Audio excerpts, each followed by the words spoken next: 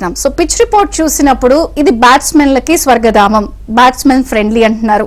బంతి బాగా బ్యాట్ మీదకి వస్తే అసలు ఇక చెలరేగిపోవడమే అని చెప్తున్న నేపథ్యంలో టాస్ గెలిచిన వాళ్ళకి బ్యాటింగ్ లేకపోతే మీరు వెదర్ బేస్ చేసుకుని వెళ్ళాలంటారు, ఎవరు ఎలాంటి పరిస్థితి ఉంది? మీకు ఫుల్ డ్రైయర్ కండిషన్స్ ఉంటే పూర్తిగా వర్షం నుంచి ఎలాంటి ప్రమాదం లేకపోతే better to bat first.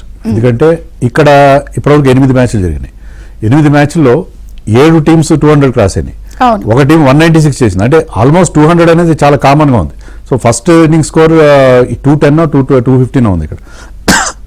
Sorry. So అంత ఉన్నప్పుడు మీరు ఫైనల్లో మెగా ఫైనల్ ఇది మీరు మొదట బ్యాటింగ్ చేసి 200 కనుక బోర్డు మీద పెడితే ఆ స్కోర్ బోర్డు ప్రెషర్కే అవతల టీం ఓడిపోయే పరిస్థితి ఉంటుంది.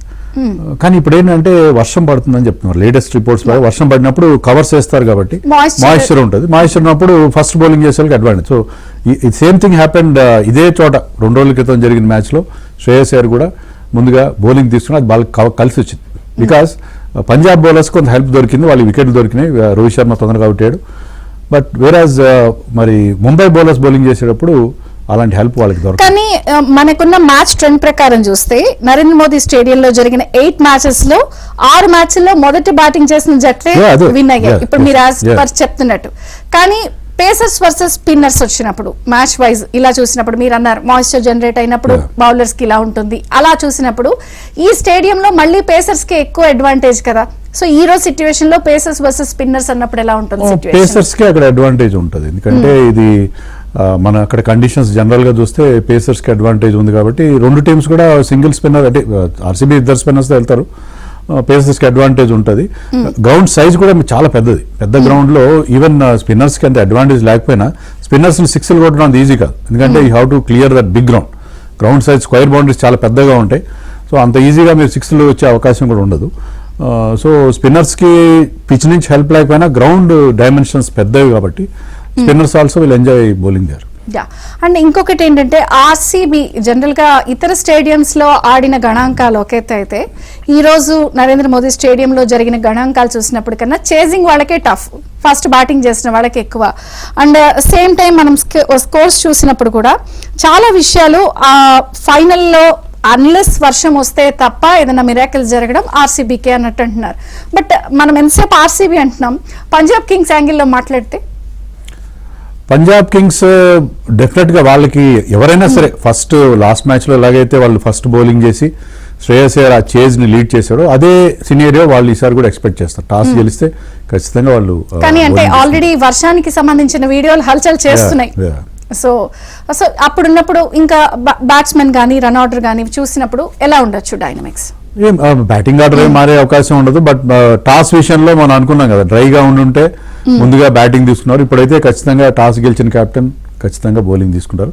బౌలింగ్ తీసుకుని ఆ బౌలర్స్ కి హెల్ప్ ఉంటుంది కాబట్టి వీళ్ళైతే స్పిన్నర్ ని కూడా ఎర్లీగా తెచ్చే అవకాశం. స్పిన్నర్స్ కి కొంచెం మాయిశ్చర్ ఉన్నప్పుడు వాళ్ళకి టర్న్ కూడా దొరుకుతుంది. సో స్పిన్నర్ ని తొందరగా తీసుకొచ్చే అవకాశం కూడా ఉంటుంది. కెప్టెన్స్ కంపారిజన్ వచ్చినప్పుడు ఎలా చూడాలి మనం? అంటే Shreyas Iyer versus at side చూసినప్పుడు శ్రేయస్ అయ్యర్ కున్న రికార్డు ఆల్రెడీ ఐపీఎల్ టైటిల్ గెలిచాడు. ఈవెన్ ముంబైకి తీసుకుంటే ముంబైకి రంజీ ట్రోఫీ గెలిపించి పెట్టాడు, ముస్తాక్ అలీ గెలిపించి పెట్టాడు. హీస్ ఇండియాలో ఇప్పుడు బెస్ట్ కెప్టెన్ ఎవరని మీరు కనుక పోల్ కండక్ట్ చేస్తే శ్రేయస్ అయ్యర్కి 90% ఓట్లు వస్తాయి. అంత మంచి క్యాప్టెన్సీ రికార్డ్ అతనికి ఉంది. రజత్ పటిదార్ పెద్దగా అతని క్యాప్టెన్సీ ఎక్స్పీరియన్స్ లేదు. అతను ఐపీఎల్ కెప్టెన్ గా మొదటి సీజన్, ఈవెన్ అతను వాళ్ళ స్టేట్ మధ్యప్రదేశ్ కూడా చాలా తక్కువ సార్లు లీడ్ చేశాడు. కానీ he's proving to be very good captain. అతనికి ఉన్న గ్రేటెస్ట్ అడ్వాంటేజ్ అంటే having Virat Kohli on the field.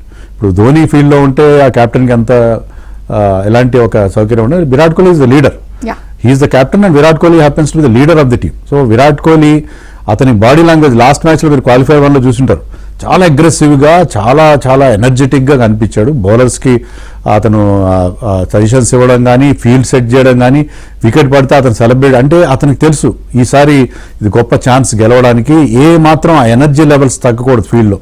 అలా తగ్గకుండా అంటే Virat Kohli should lead that. So అది ఒక చీర్ లీడర్ అనమాట అతను గ్రౌండ్ లో.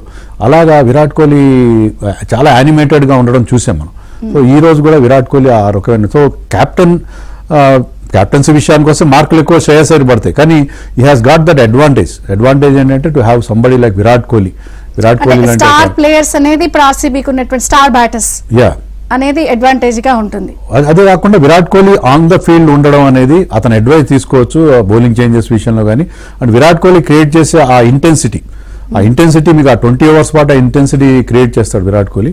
అది వాళ్ళకి పెద్ద ప్లస్ అవుతుంది అని అనుకుంటున్నాను. యా, అండ్ ఇంకొకటి ఈరోజు ఓవరాల్ గా ఇండియా వైడ్ స్క్రీనింగ్ కూడా చాలా చోట్ల చేస్తున్నారు. సో స్క్రీనింగ్ జరుగుతోంది అని అంటే ఎప్పుడు లేనంత హైప్ ఉంది. సో ఓవరాల్ గా చూసినప్పుడు మీకు ఇప్పటి వరకు వచ్చినటువంటి ఆ ముంబై ఇండియన్స్ కానీ అలాంటి ఎక్కువసారి గెలిచిన వాళ్ళు లేకుండా ఇద్దరు ఫైనల్ కి రావడం అనేది, సో తుది జట్టులో అడ్వాంటేజెస్ ఆర్సీబీకే ఉన్నాయంటారా?